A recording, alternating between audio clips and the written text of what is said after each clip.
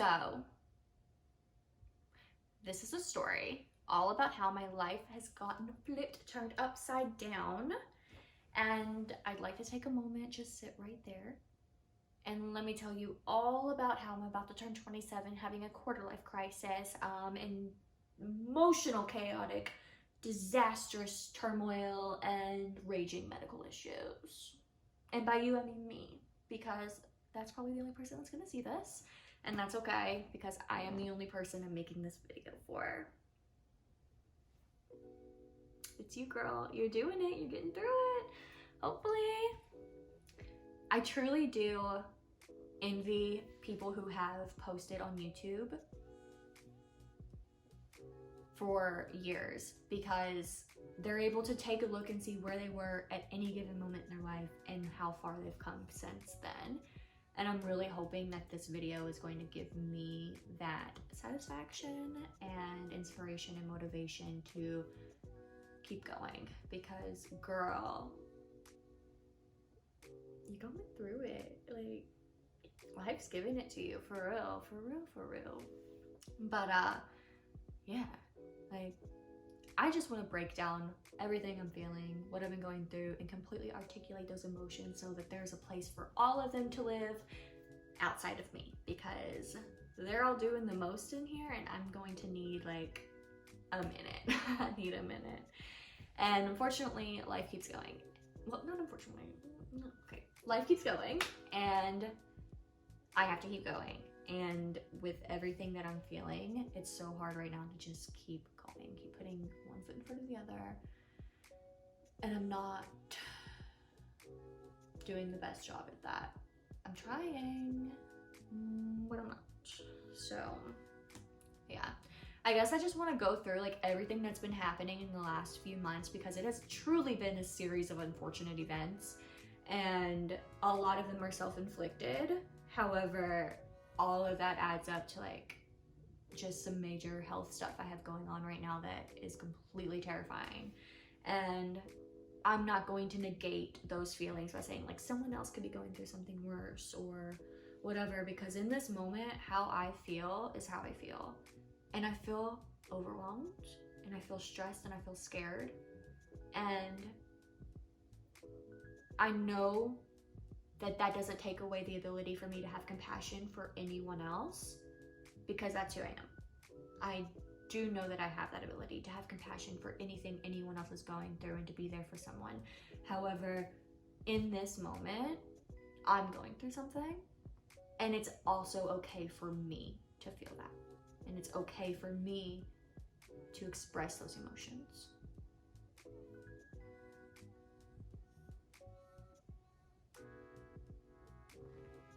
And I'm gonna give myself up. So this one's for you, girl. Let's just talk through it, talk about everything that's been going on, and move on. Like, let's just move on. It's time to move on. It's been months. Yeah, I guess let's just go on back now to late February, March. I made the decision to end my relationship that's been almost 5 years. However, in that decision comes other complications, like what are we gonna do with our lease because we do live together? What are we gonna do with the dog because she is my entire world and I don't have the heart to take her away from him either, nor will I ever give her up. And what am I gonna do with my living situation? Like, can I afford to live by myself? On top of all of that, I had just taken a new job and was having a really difficult time in that transition from, you know, having like 2 people that I'm responsible for leading to 13, maybe more. I don't know, I haven't counted on the schedule recently, but it's been a lot.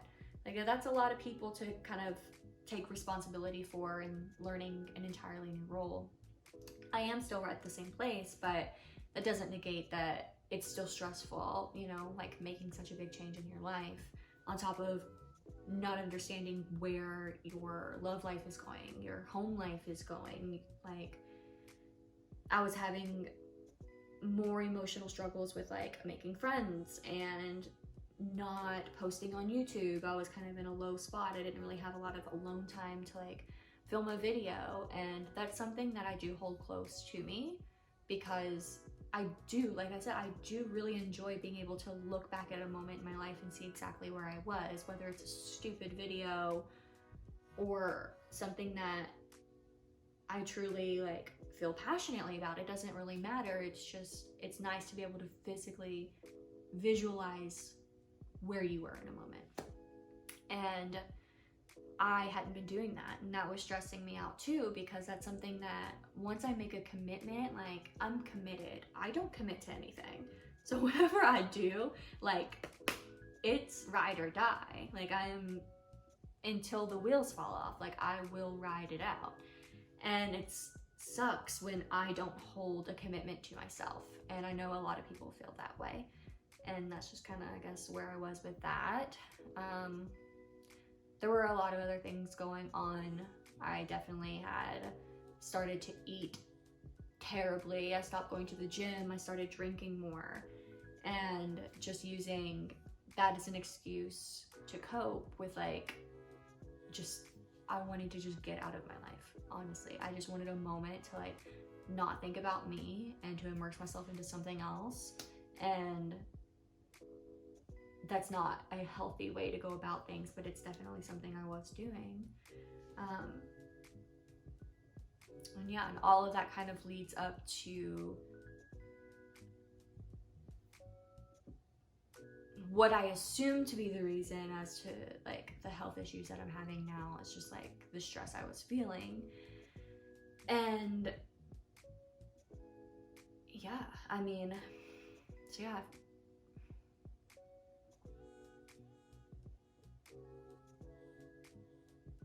With all of that stress, I think all of it just came to like a boiling point, and a point to where like I couldn't ignore anything anymore. There wasn't escaping a reality. There wasn't a way to get out of what I was feeling. Like my body just kind of collapsed. Unfortunately, that was at Kroger at the grocery store around like 5:30 p.m. after work. One of my most finest moments in my life, let me tell you. So I was at the store, go through the motions, I'm almost finished. I was in the frozen food aisle, tossed a couple things in, you know, and that's all I remember. Seriously, that's it. That's all I remember. I was almost finished at the grocery store, and the last thing I remember was throwing something in my cart. And after that, I woke up on the floor. There were people standing around me. I had an EMT over me trying to ask questions. Can't remember any of it though. Like I just know that she was there talking to me, but I don't remember about what. And that's kind of scary, like looking back on things and not knowing what happened. I think that's what's been the most difficult part of all of this, is like just the unknown, like just not knowing. Yeah. So anyway, I guess I at some point collapsed. I don't know if I slipped and fell. I don't know if I passed out. I'm not really sure. When I did wake up, I was told that I had hit my head really hard, and that there was a lot of blood, and that I could not move. And I was definitely, I don't want to say combative, like I wasn't waking up like hands swinging, but I was definitely confused as to why there were people around me. There was a woman next to me who had my phone with my mom on it, who's like, just listen to them, it's okay, just listen, you're okay, everything's gonna be okay, I'll see you soon. I'm like, what are you talking about? What is going on? And they're like, well, you had a seizure. Like, you had a seizure, you're going to the hospital. I was like, no, I'm not. No, I didn't. They're like, yes, you did. You cannot move. Please stop moving. We're gonna put you on the stretcher. Like, I can't afford that. I can't afford an ambulance. What do you mean? It's like, can I drive myself? And she was like, no, you had a seizure. You can't drive yourself. Okay, Jesus. Stop yelling, Angela. But no, I'm just joking, and I joke whenever I'm uncomfortable. But yeah, it was quite terrifying. I remember being put on the stretcher. I went to the ambulance, went inside. I know that she was just talking to me to try to like make sure I was awake, taking vitals, things like that. I'd gotten off the phone with my mom, but I don't necessarily remember much of that conversation either. I just know that she was on her way to the whatever hospital that they were taking me to. And so I get there, and to my disbelief, my boyfriend had beat the ambulance there. Like, he dropped everything and went straight there, which was so lovely. And it was nice to have somebody there that I knew, but also we hadn't talked in 3 days. So like that just like emotional wave came right back over me of like guilt and sadness and hurt and stress and anger and confusion on top of all of it. It was so much. And I got there, we did a lot of tests, and I don't know, I don't really want to forget any of this. Like, I think part of my struggle right now is that I don't remember a lot of it, and as time comes out of it, like, the further I get away from it, the less I'm remembering, and that's not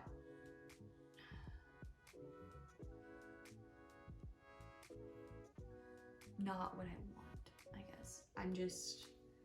I don't like feeling like I don't remember something, and I want to document like where I was.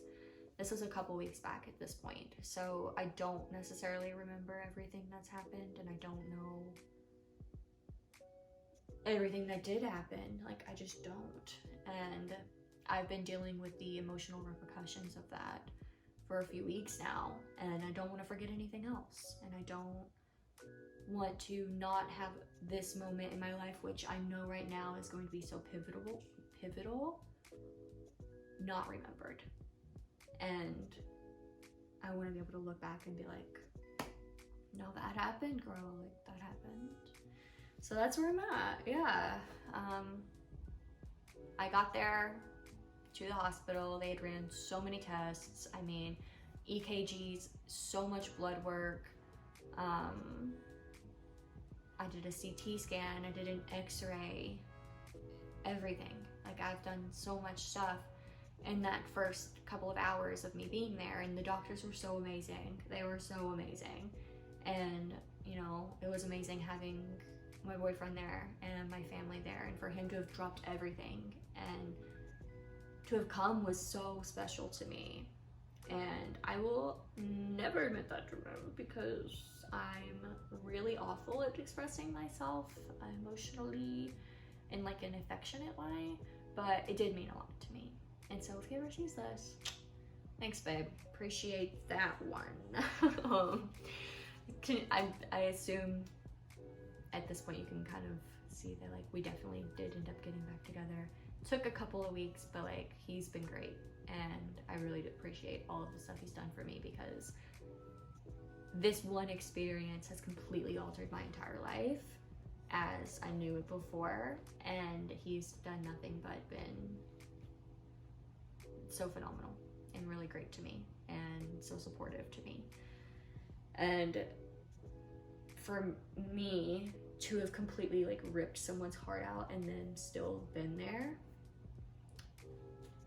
there's no way I can't overlook that, you know? Like, I just can't overlook that. So yeah, we're working on that. Working on it for now. I think everything will be okay, hopefully. I don't know.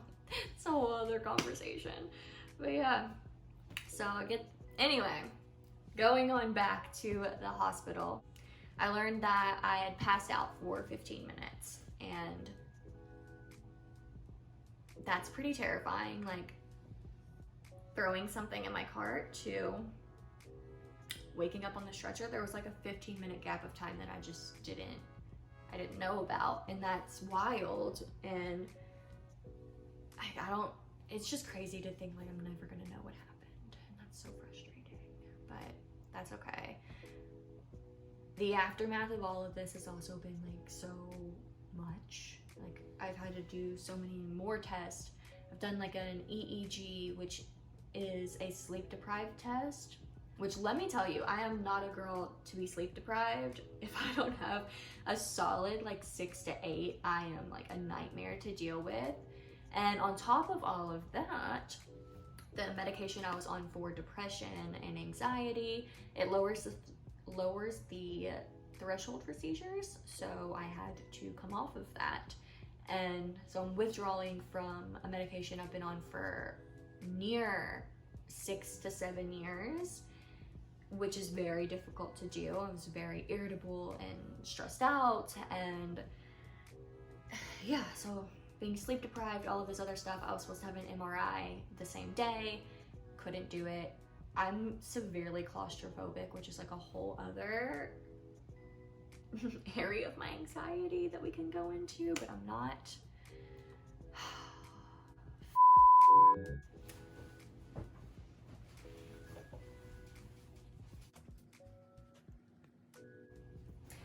I thought that we quit recording, but we didn't, so never mind. We'll keep going. Where was I at? No clue. Oh yeah, so I was supposed to have an MRI, could not do it. Complete mental breakdown at the hospital. It was supposed to be right after the EEG that I had, where I hadn't slept. I'd been sitting in this room for 3 hours just staring. I had probes all over my head. If I can find a photo of like what it's supposed to be, I'll put it in here. And then what I looked like. Luckily they wrapped me in gauze so I couldn't see like the 25 different probes just like poking out of my head with the wires, which was a little intimidating, but that's okay. We got through it. Didn't get through the MRI. Complete mental breakdown, left the hospital immediately. Still haven't gone back. That's to be discussed with my neurologist, who I'm supposed to see in a couple of weeks, and probably have to explain why I didn't do that. Which I tried to explain, but then the lady was kind of rude, so I hung up. This isn't my best time in life, okay? I'm not acting how I usually would. I can't justify that action. I was rude. I shouldn't have been rude, but I was rude. And you know what? Sometimes that happens. Sorry to you, but you were a Karen. So, to each their own there. But yeah, I guess just all in all, right now, I'm just kind of like in this aftermath of trying to figure out my relationship, trying to figure out our home life, because our lease is up soon. Still have to manage that. Still have to go to work and figure all of that out, on top of like all of the tests and stuff I have coming up, which everyone I've gotten back has been fine. Like they've all been completely normal. And that's the most frustrating part, is that nobody knows that it just doesn't seem like there's anything wrong. And that's fucking terrifying. Like I'm almost 27. Like I can just collapse at any point in time, and like, what happens if I don't wake up, you know? That's really scary. That's a really dark, scary thought that like has just been replaying in my head, just on repeat, constantly throughout every single day. And it's been a few weeks now. It's been almost 3 weeks since it happened. And yeah, I don't really know where to go from here. Like, I live in Kentucky. Apparently after a seizure, you can't drive for 90 days. So I'm having to rely on my boyfriend to drive me everywhere. So I'm having to ask permission to go places. And it's not like he would ever say like, no, I'm not gonna take you. Like, he's been really, really incredible with that. But still, like, any ounce of independence that I was already wanting has been taken away. And it's like, I can't, I'm just trying to be there for myself. And I'm happy there's other people there for me, but it's still pretty difficult. Like, it's still, I don't know, it's a lot. It's a lot to go through. And then that's brought up like other issues in my life. Like, when they were asking like, has this happened before? I don't know. And as we're at the hospital, my mom reminds me that like when I was like 13, I had gotten in a four-wheeler accident. I was riding with somebody who ended up like hitting this really big ditch and flipped it, and I flew off and I hit my head, and I guess my cousin had said that I had a seizure. It's probably like between like 11 and 13. I don't really know. It was a really, really, really long time ago, but I remember us being scared that anything had happened and not wanting to tell anybody. And so maybe, I don't know, I don't remember at that point anyone saying that like I had a seizure, but apparently I did, which came back up during all of this. And then right when 2020 happened and the crisis for toilet paper was just like everywhere, I did have a bit of a situation at work. I remember I'd like been cleaning out this room, and I put all of our toilet paper for the hotel under these tables that were in this huge room. And so I was crawling under this table to get some toilet paper because, like, you know, it's the only place you could find it. So I needed a couple rolls for home. And that's the last thing I remember. The next thing I remember is walking into the lobby, and I just felt really confused. And I was like, wow, I just feel really combobulated. And I asked the person that was at the front desk, I was like, hey, was I back there a while? And I remember her saying I was back there a while, like anywhere between like 15 and 30 minutes. And I was like, that's wild. Like, I don't remember anything at all. So that's kind of weird, but I just kind of like allowed the dizziness and the nausea to settle, and I went home. And when I got home, I found a massive lump on my head and then a huge bruise right across my nose, and had no idea how I got it. Like, I remembered getting toilet paper, and I remember going to the front desk and leaving and going home. How the hell did I bruise my entire face? Like, I mean, looked like I'd broken my nose just all across my face. And I was so alarmed by that, obviously, that I don't know how that happened. I mean, a pretty significant knot on my head. So I remember I went to the ER, they ran a couple of tests, and they were just like, you're fine. I don't know what you're talking about. Like, you hit your head. So, okay, whatever. Turns out, probably had an episode then as well. And then this would have been my third. So all throughout my life, there seems to be like a common theme of like, well, you hit your head, bitch, and now you're convulsing on the floor. So get it together. And that's where I'm at. I'm just trying to get it together. But yeah. Oh, also, I did this really amazing thing last week. I was helping clean some rooms at the hotel, and I hit my head really hard, and I re-gave myself, just re-upped the concussion, you know? Nausea, headaches, everything. I was just like, fuck it, you know what? I wasn't done.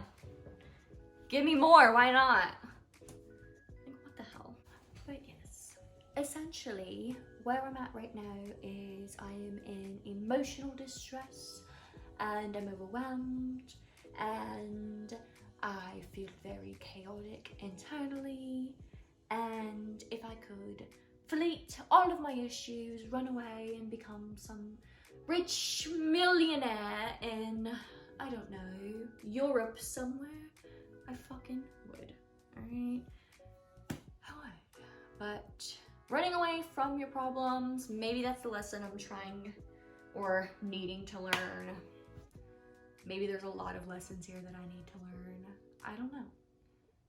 But all I know is I have to genuinely focus on me, myself, my health, and that's what I'm gonna do.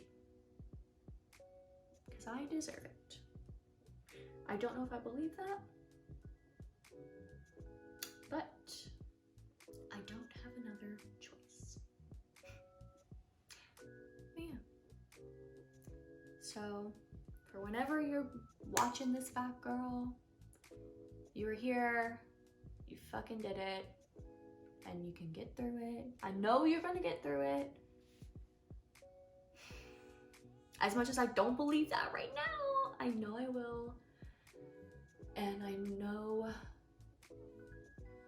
this isn't going to be the last worst thing that's ever happened to me. And all I can do is just keep going. So yes, I love you, I appreciate you, and I believe in you. And that's uncomfortable.